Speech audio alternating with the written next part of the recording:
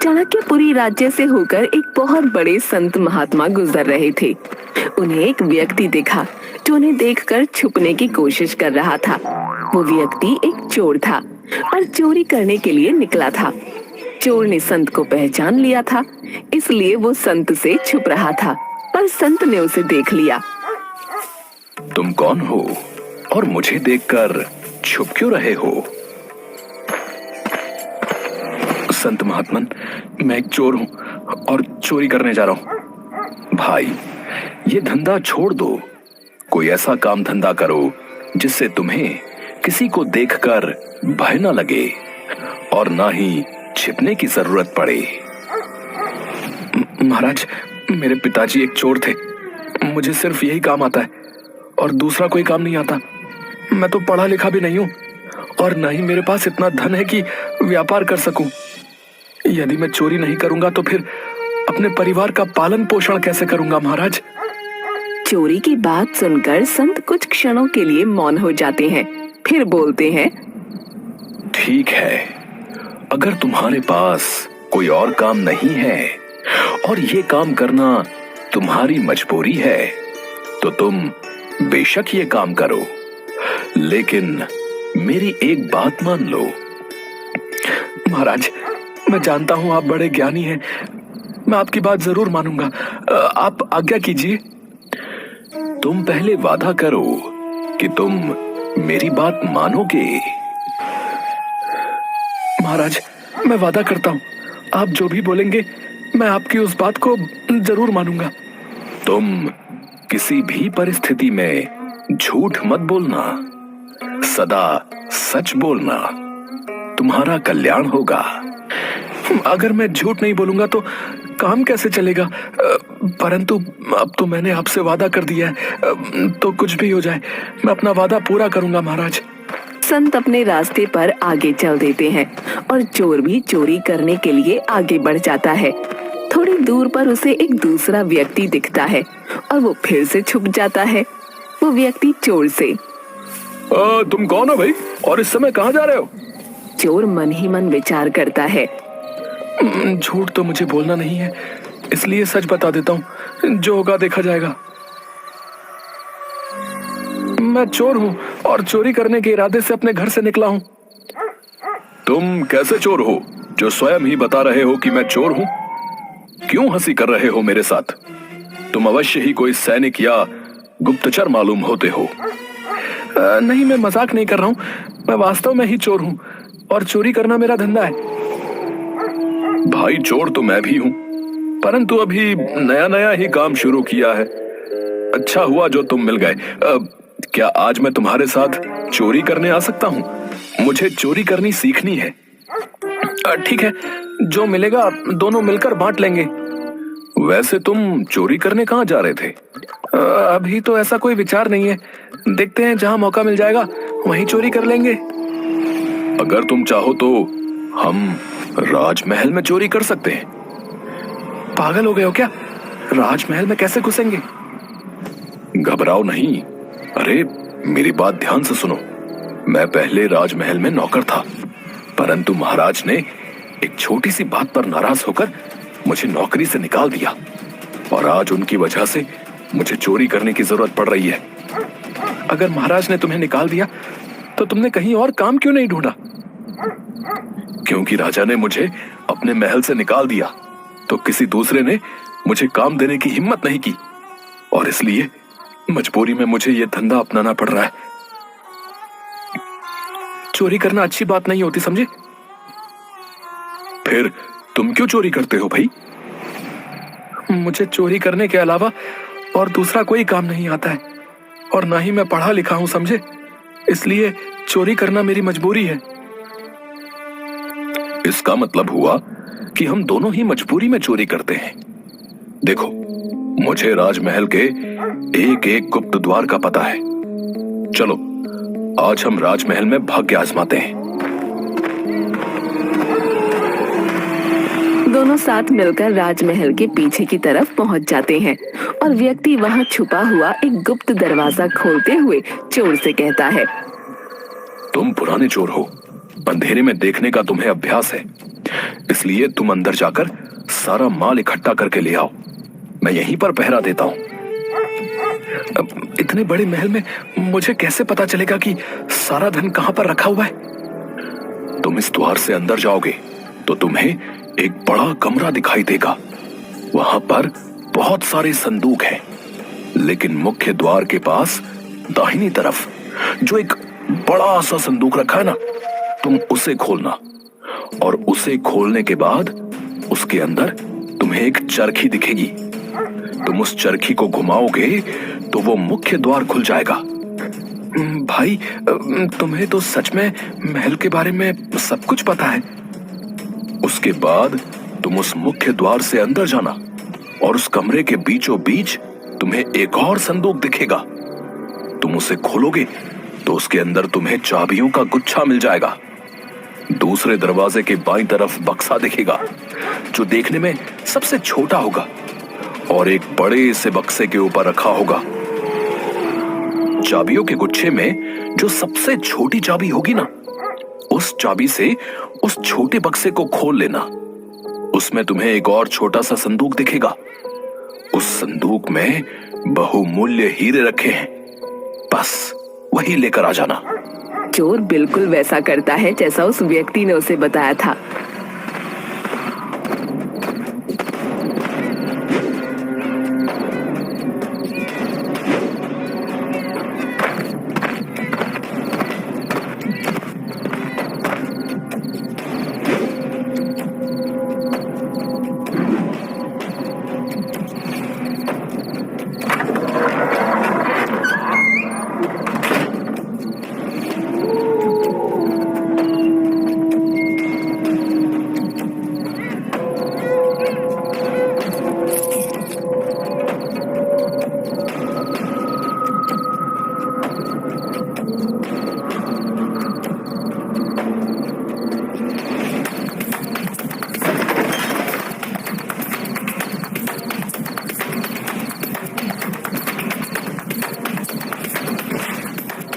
और वो हीरे लेकर वापस आ जाता है।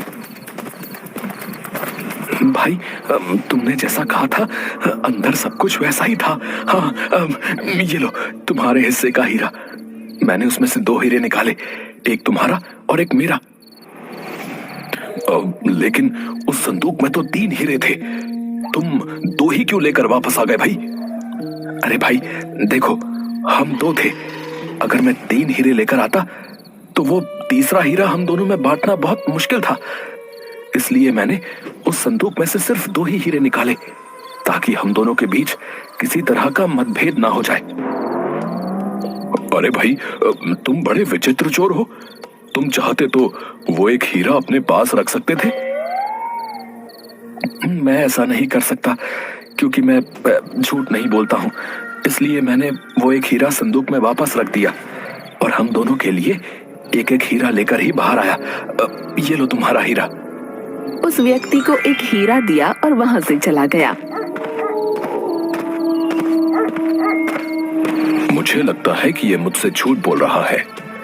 भला ऐसा कैसे हो सकता है कि अपनी जान जोखिम में डालकर कोई महल के अंदर चोरी करने जाएगा और सामने रखे हुए 3 हीरों में से सिर्फ 2 ही हीरे लेकर वापस आएगा, और उसमें भी एक हीरा मुझे दे देगा। ये अवश्य ही झूठ बोल रहा। सुबह हुई और थोड़ी देर में ही बात फैल गई कि राजमहल में चोरी हो गई है। राजा ने मंत्री से कहा, चोर के बारे में पता लगाइए।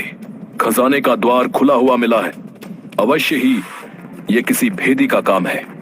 शीघ्र ही इसकी जांच करो और चोर का पता लगाओ। जो आज्ञा महाराज, मैं जल्द ही चोर का पता करता हूँ। मंत्री ने खजाने के कमरे का निरीक्षण किया तो देखा सारे बक्से वैसे के वैसे ही बंद पड़े थे। सिर्फ एक छोटा सा बक्सा खुला था, जिसमें 3 कीमती हीरे रखे थे। मंत्री ने संदूक खोला तो देखा उसमें एक हीरा रखा हुआ है। मंत्री ने अपने मन में सोचा, एक हीरा तो इस संदूक के अंदर ही है। लगता है वो चोर जल्दबाजी में एक हीरा रखना भूल गया है। अगर मैं ये हीरा अपने पास रख लूं तो मैं कितना धनवान हो जाऊंगा। हाँ, चोर अगर पकड़ा गया तो वो लाख कहे कि मैंने सिर्फ 2 हीरे चुराए हैं, उसकी बात कौन मानेगा। मैं ये हीरा अपने पास ही रख लेता हूँ।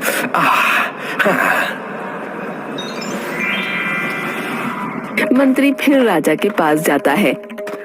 महाराज, सारे बक्से तो ठीक हैं, सिर्फ एक बक्सा खुला हुआ है जिसमें 3 कीमती हीरे रखे थे और वही चोरी हुए हैं महाराज। क्या कहा? 3 हीरे चोरी हुए हैं?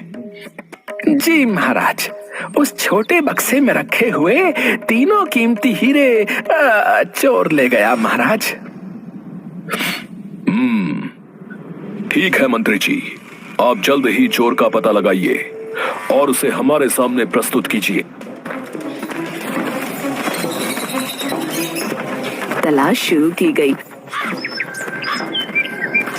और जल्द ही चोर को राजा के सामने खड़ा कर दिया गया।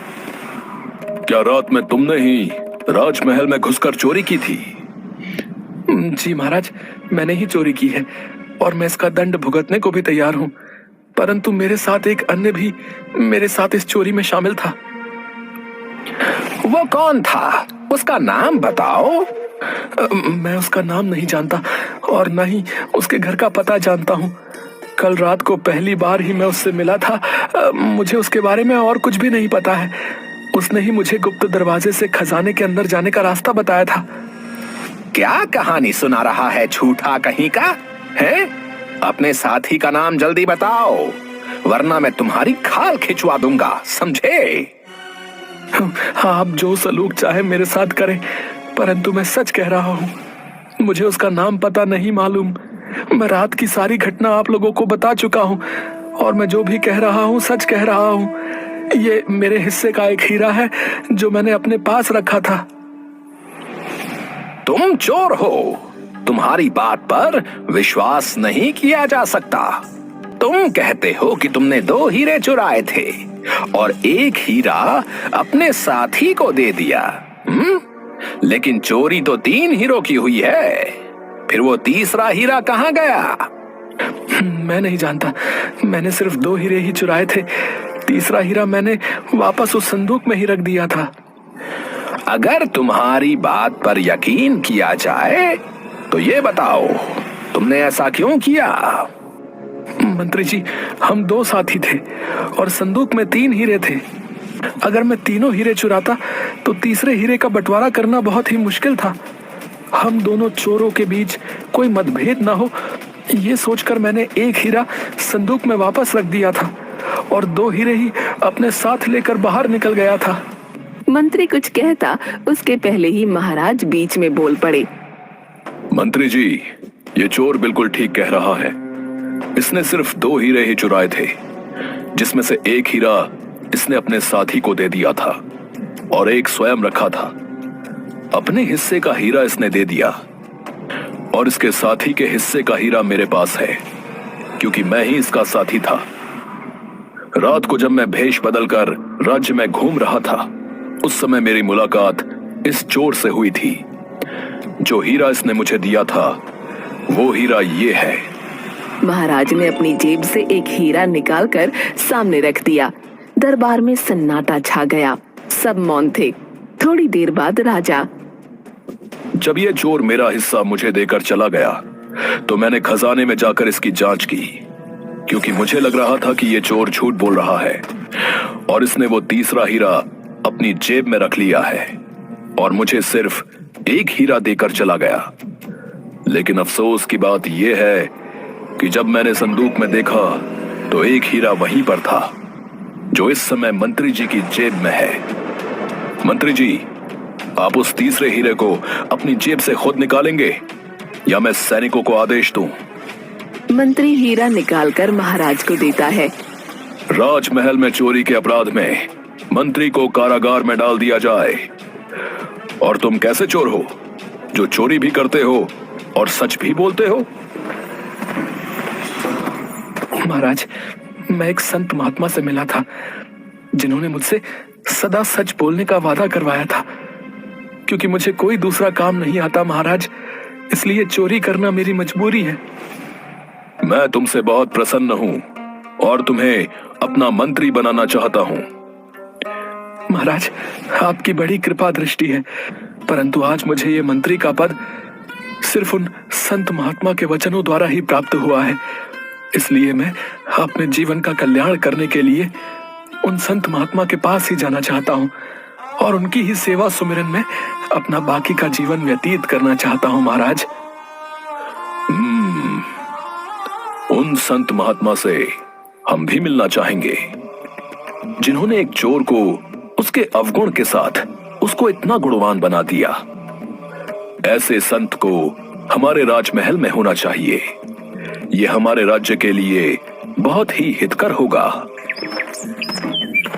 राजा के आदेश पर संत को ढूंढा जाता है।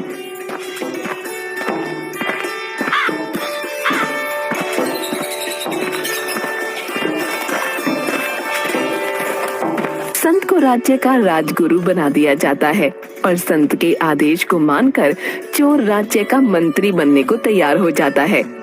इस तरह संत और चोर दोनों ही उस चाणक्यपुरी राज्य का हिस्सा बन जाते हैं।